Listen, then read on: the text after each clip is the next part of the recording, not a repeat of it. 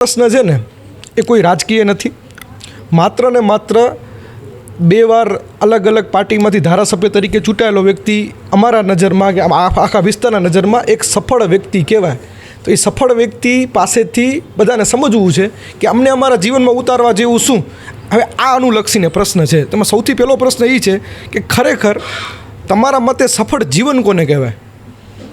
સફળ જીવન જો રાજકીય રીતે આપણે કે આગેવાન હોય ના, કોઈ પણ રીતે સફળ જીવન કોને કહેવાય? એ કોઈ રાજકીય હોય કે સમાજમાં હોય. આપણે સમાજમાં નાના છોકરા હોય 20 વર્ષના, એટલે સફળ જીવનમાં આપણે કોઈ પણ લક્ષ્ય હોય, સારું કામ કરવું હોય, કોઈ પણ લક્ષ્ય હોય, ભલે ને સાદું થવું હોય, તો એનામાં લક્ષ્ય જોઈએ કે એનું 2 કલાક સાધના કરવી, 3 કલાક, એટલે ઓટોમેટિક પ્રજા વાત કરે, એનો આપણે બેનિફિટ મળે.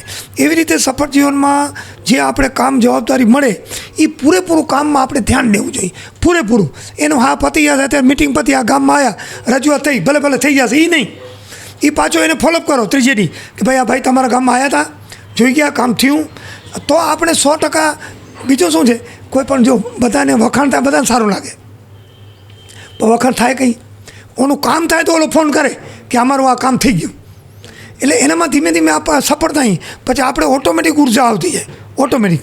અને બીજું રાજકીય જે છે ને, અગાઉ વાત કરીને તમને, સરપંચ હોય, તાલુકો, જિલ્લો, ધારાસભ્ય, સંસદ સભ્ય, આપણે કોઈ પણને ચૂંટણી પતી પછી પક્ષ નથી રહેતો. પાર્ટીની મિટિંગો થઈ હોય, પણ પછી જે ગામનું કામ છે એનામાં એમ કે ભાઈ તું આ પક્ષનો છો, અમારા સાથેનો, તો આ ગામનું કામ નહીં થાય, એ નહીં.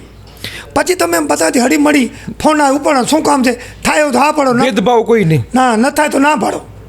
અને ફોન ગમે ત્યારે રાતના 12 વાગે 1 વાગે ફોન ઉપાડવાનો, જવાબ જે દેવો હોય આપીએ.